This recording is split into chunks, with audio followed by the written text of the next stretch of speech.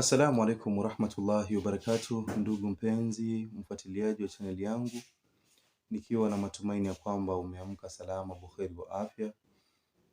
Leo nimependa kuzungumzia talasimu. Talasimu hii ni talasimu ya kuacha ulevi.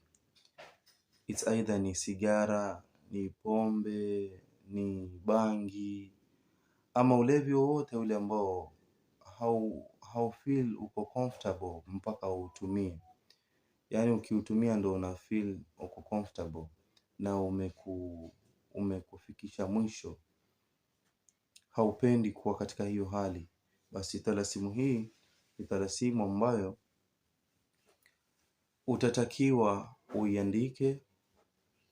Baada ya kuichora vizuri, yatakiwa ujifukize.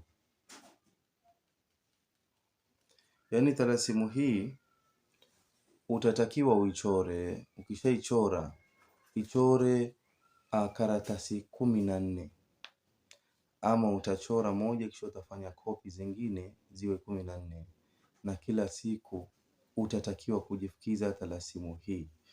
Lakini ina masaa yake ya kuchora. Utaichora katika siku ya Jumatano masaa ya saa 4, ndo utaichora talasimu hii.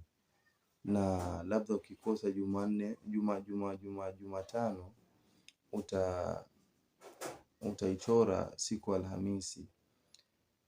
Siku ya Alhamisi utaichora talasimu hii yaumul khamis, wakati wowote. Kama ni utaichora ndani ya Alhamisi, ni wakati wowote. Lakini kama